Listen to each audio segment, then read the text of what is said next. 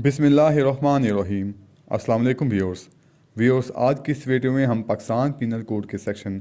405 को पढ़ेंगे और समझेंगे। 405 क्रिमिनल ब्रीच ऑफ ट्रस्ट यानी कि ख़यानत मुजरमाना। जैसा कि आपको इसके अल्फाज से पता चल रहा है कि किसी के ट्रस्ट को ब्रीच करना क्रिमिनल इंटेंशन के साथ इस सेक्शन में बयान किया गया है। कोई शख्स जिसको किसी तरह से किसी माल या किसी माल का एहतमाम अमानतन सपुर्द हो, कानून की किसी ऐसी हदायत के ख़िलाफ़ करके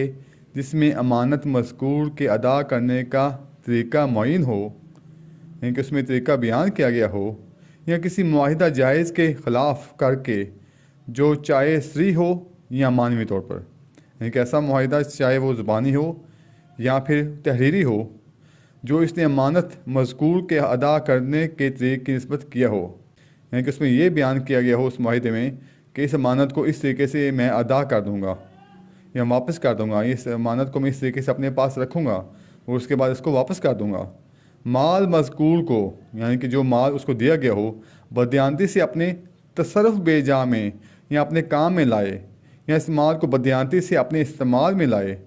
या ठिकाने लगा दे, या किसी दूसरे शख्स को आमदन जानते बूझते ऐसा करने दे, तो ऐसा जो शख्स होगा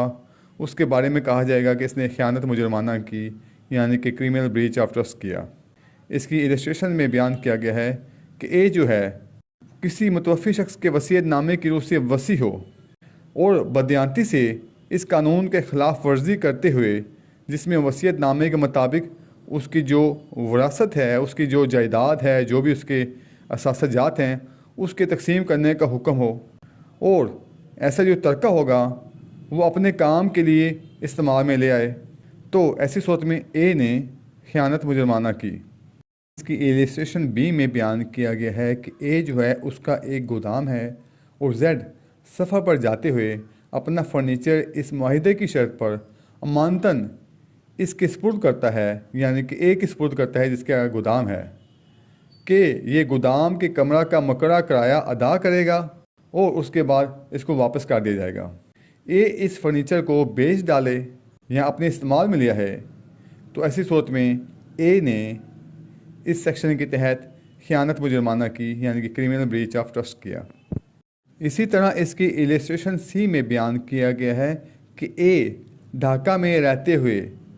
जेड जो कि लाहौर का एक एजेंट है, इन दोनों के दरमियान एक मुआहिदा है। ये मुआहिदा तहरीरी भी हो सकता है, ज़ुबानी भी हो सकता है,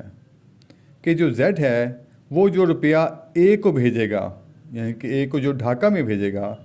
इसको ए जेड की हदायत के मुताबिक नफ़ा के लिए लगाएगा। जैसा कि जेड कहेगा कि इसको फ़लाँ कारोबार में लगाओ तो वो उसी में लगाएगा, या कहीं भी इन्वेस्ट करने का जेड जब कहेगा तो ए उसको वहीं पे इन्वेस्ट करेगा। जेड 1 लाख रुपया इस हदायत से ए को रवाना करता है कि ए इसको कंपनी के प्रॉमिसरी नोट की ख़रीद में लगाए, मगर ए बदयांती से इस हदायत की खिलाफ वर्जी करके जो पैसे हैं वो अपने कारोबार में लगा देता है, तो ऐसी सूरत में ए ने इस सेक्शन के तहत जुर्म किया। इसी तरह इसके इलस्ट्रेशन डी में बयान किया गया है, पिछली मिसाल को ही आगे लेकर चला गया है कि ए ढाका में रहता है और बी जो है वो लाहौर में रहता है, और ए जो है वो बी का एजेंट है। उस मिसाल के तहत अगर ए बदयांती से नहीं बल्कि नेक नीति से, ये जानते हुए कि बंगाल बैंक के जो हिस्से हैं वो ख़रीद लेना जेड के लिए ज़्यादा मुफीद होगा,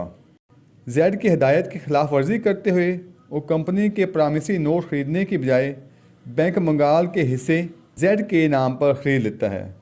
तो इस सूरत में अगर जेड को नुकसान उठाना पड़ता है, तो ऐसी सूरत में ए पर दीवानी तौर पर मुकदमा दायर किया जा सकता है, लेकिन ए को इस सेक्शन के तहत सज़ा नहीं दी जा सकती, यानी कि ख़यानत मुजरमाना के तहत सज़ा नहीं दी जा सकती, क्योंकि उसकी बदयांती की नीयत नहीं थी। यानी कि इस सेक्शन के तहत बदयांती का होना, क्रिमिनल इंटेंशन का होना भी ज़रूरी है। अगर बात की जाए कि तसर्रुफ़ बेजा मुजरमाना और ख़यानत मुजरमाना में क्या फ़र्क है, तो इनमें नुमाया फ़र्क ये है कि तसर्रुफ़ बेजा की सूरत में जो माल है वो मुजरम के कब्ज़े में इत्फाक से आ जाता है और उसके बाद वो बदयांती से इसे अपने इस्तेमाल में ले आता है, जबकि ख़यानत मुजरमाना में जो माल है वो कानून के मुताबिक अमानत के तौर पर ख़ास शख्स के सुपुर्द किया जाता है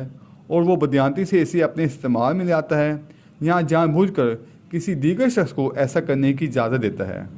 ऐसी सूरत में मुलजिम अमानत की निस्बत रूगर्दानी करके अमानत रखने वाले का जो भरम होता है वो ख़त्म कर देता है। इसके बाद है section 406 punishment for criminal breach of trust, यानी कि ख़यानत व जुर्माना की सज़ा।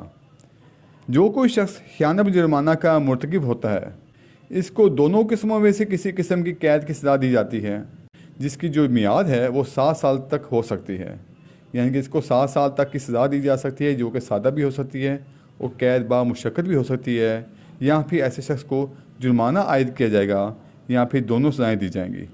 व्यूअर्स, वीडियो देखने का बहुत शुक्रिया। अगर आप पाकिस्तान पीनल कोड से मुतालिक मेरी दूसरी वीडियो देखना चाहें तो आप मेरे चैनल पर मौजूद पाकिस्तान पीनल कोड के नाम से प्लेलिस्ट को वॉच कर सकते हैं, जिसका लिंक मैं इस वीडियो की डिस्क्रिप्शन में भी दे दूँगा। आपसे रिक्वेस्ट है कि प्लीज़ मेरी वीडियो को लाइक और शेयर कर दें, मेरे चैनल को सब्सक्राइब कर दें और बेल आइकन को प्रेस करना ना भूलिएगा। अल्लाह हाफिज़।